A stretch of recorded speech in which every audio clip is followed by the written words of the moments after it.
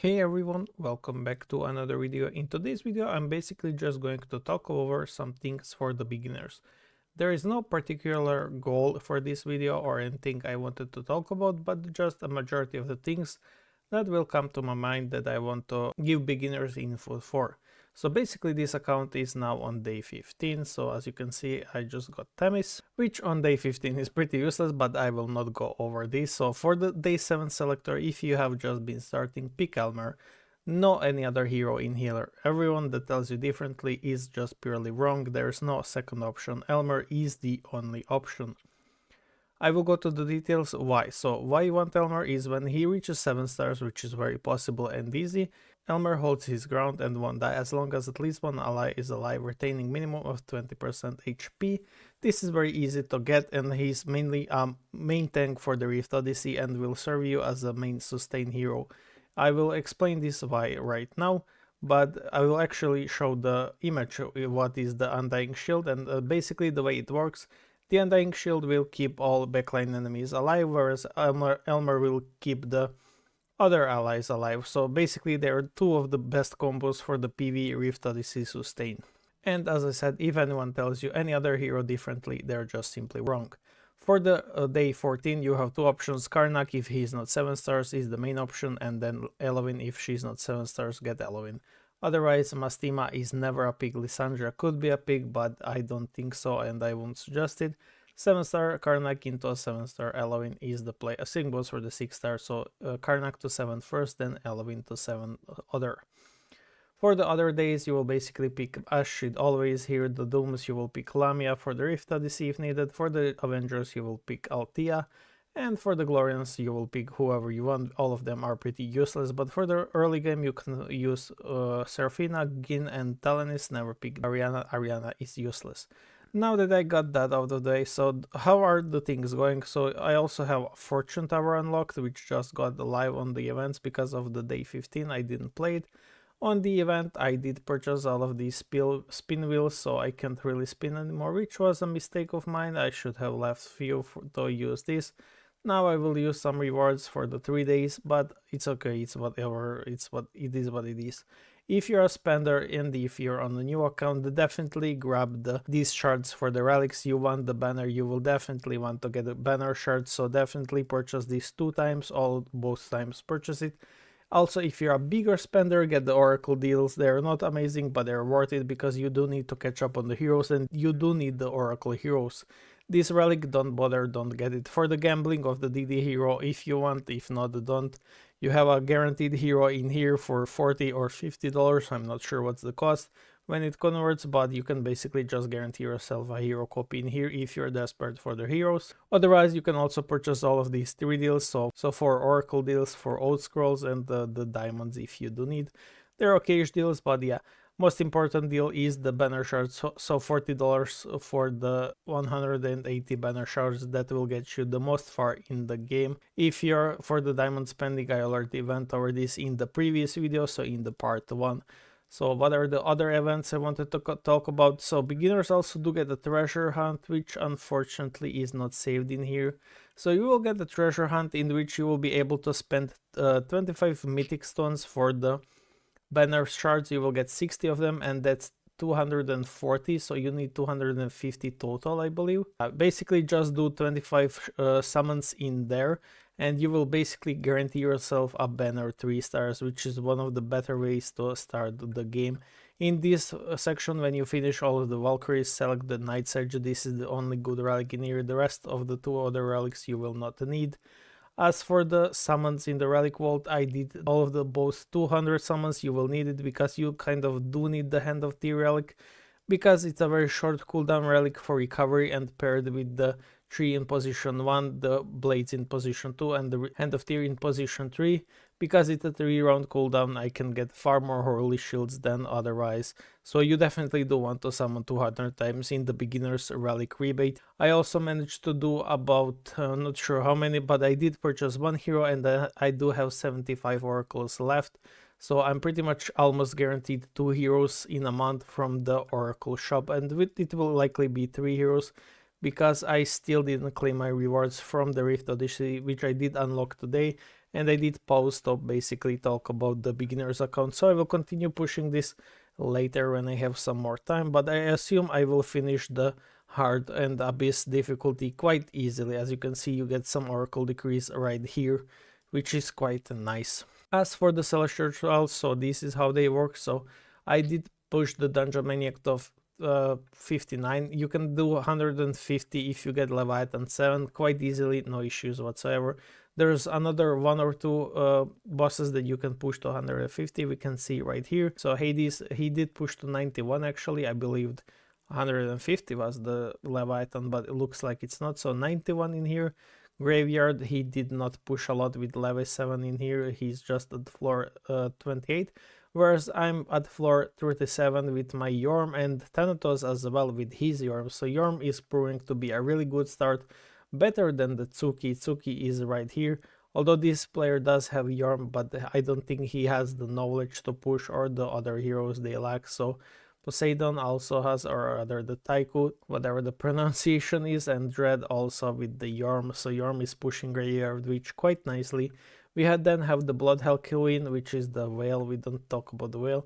Then we have Hades, which is basically a Leviathan, and then we have Dread, which is also the Yorm, same as me. So basically not much from Levi here, but it's still higher than Yorm here. Then we have the whale again in the Northern Dog. We don't care about the whale, so we have 7-star Arthur. I'm not sure if Andrew contributed, but there's also the Tsuki and Levi player, so it's 43. So once again, the Yorm is still pretty good here. Then we have the Woodland, which is again Hades with his Leviathan. Then we have Larry with the Tsuki, and then me and the Yorm in the 4th and 5th position. And the Beelzebub is also with the Tsuki, but he also has Yorm. And then we have the Sacred Guardian, which is the whale. We don't care about whale. I'm at floor 60, so Yorm again. So Yorm is better than Tsuki in the Celestial Trials Rush, which is what I'm trying to prove. So I did end up getting the 5th floor. Nonetheless, this would be far easier, but there's a lot of AK players, which are basically old players.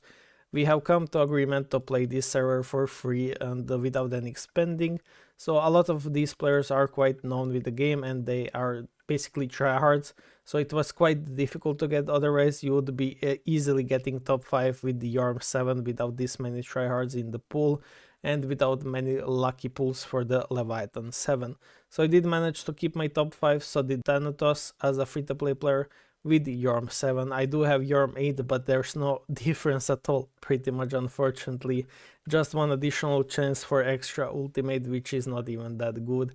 So yeah, the first floor is the free-to-play player with Leviathan 7, Elisha 7.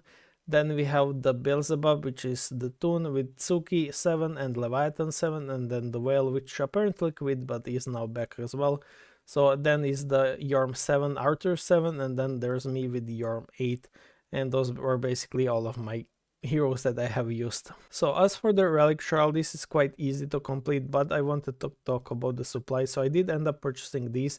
I don't suggest purchasing the third one because you will be low on diamonds. I suggest only purchasing the middle, which is 70% off, which is a good option. So as you can see, I have been purchasing these two in the middle, and I stopped kind of purchasing the last one, although I will purchase it because I do kind of want as many invokers as possible, because invokers are both hard to get and both too important, because relics are really hard to grind.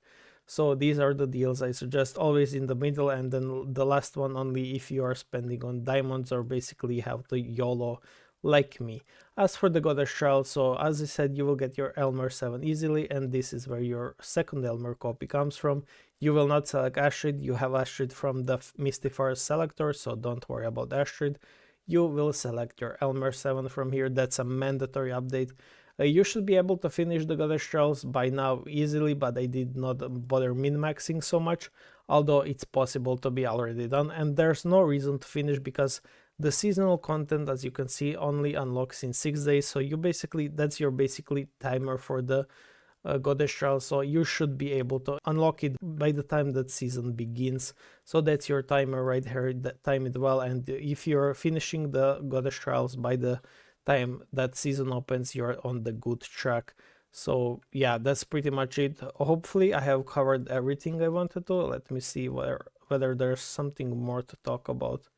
So let me see. I didn't push really much about Palace. I didn't care. So these are the heroes I own. I did purchase Elisha from the Oracle store, as you have seen in the store. Actually, that's my second purchase. So I'm on my way to make a third purchase. So yeah, that's not bad. I'm going to go with the Arcane Darbella right now, and perhaps Pandora if I can manage. But I did get the Lucky Gaia from the Oracle PT, which was really nice from this game. So Gaia is definitely an amazing hero to get from the Oracle PT. And yeah, hopefully I did cover everything I wanted to for the beginners.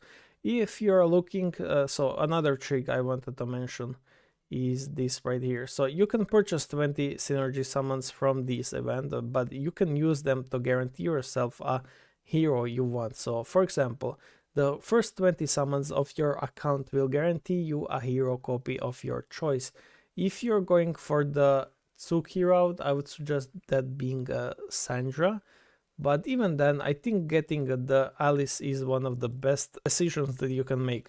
So the reason why Alice is amazing to get even at just 6 stars, I will show you right here, is because she basically gives the shield to all allies in the same row as her. As you can see, to herself and allies in the same row. This shield does not scale with Alice, but it scales with the hero that is basically getting the shield. So the HP of Alice doesn't really matter, but the HP of the hero that you want to shield does matter. So you will basically want to place Alice in position 3, which is right here in the middle, and then your carries in the position 4, position 3, position 4, position 5. So Alice will be actually in position 4, but the carry will be in position 3 and position 5, and Alice will give the shield, which will help them survive the Doom Phantom stages that everyone is so scared of and basically can't survive them. So how do you survive the Doom stages? You will want this. As you can see, I have my Bale, or rather Bale, at 7 stars. The reason why is because I wanted to get the Deviants. 2 Deviants at the start of the battle gives 2 Holy Shields. 2 Holy Shields can block one instance of damage irrelevant of what it is. So 2 total instances of damages. I used the Bale with the Yorm. I also started getting my Medusa, but I do need more talents to get her. But you basically are safe. If you're going with the Tsuki route, I do suggest getting Medusa to 7 stars and getting her talents as fast as possible. You will want those Deviants to basically gain both Leech Rate, which is basically lifesteal, and you will also want them because you do need those Holy Shields. Another way to get the Holy Shields is to get the Dodge Runes. So as you can see, this is how the Dodge Rune looks. So when equipped by Divine Heroes, applies 2 stacks of Holy Shields to oneself. Each stack can resist 1 instance of damage. So getting the Holy Shields basically from the Dodge Runes is also possible. You can also use the Epic Runes, it will also work. So those are the ways you deal with the Doom stages. Another way is with using this relic right here, level this relic up immediately. Blades of Chaos gives you Holy Shields each round, or basically each time this relic is cast. At 5 stars it is increased to 2. So getting this relic up is the most important thing you can do. Another good relic is the Excalibur if you're lacking damage, but you do have the sustain. So that's it. Thank you for watching and see you guys in the next one. Basically, the conclusion is you can both start with Tsuki or Yorm 7 stars. It doesn't matter. It will be good nonetheless. I believe you can make both the rush with either of them, but Tsuki does not struggle at all in the Palace of Penrose rush. She does kind of struggle in the Celestial rush. So it's really up to you. I think Yorm is better for the Celestial rush in a tiny bit, but Tsuki is nonetheless still should be viable together. Your Elisha 7 is absolutely terrible. Do not go that route. It's really bad. So as I said, Yorm 7 or Tsuki 7 completely viable. Just make sure to grab her from the wheel spin from the selector and make sure to grab as many Oracle deals as possible, as many deals basically as you can. Get them right here. They're basically the best friend of yours. Also get them from the shops. I even purchased these right here and also get them from here. Basically, there will be 720 diamonds. Don't neglect this shop. Mystery shop is your best friend in the early game for the Oracle decrease. So yeah, thank you for watching and see you guys in the next one.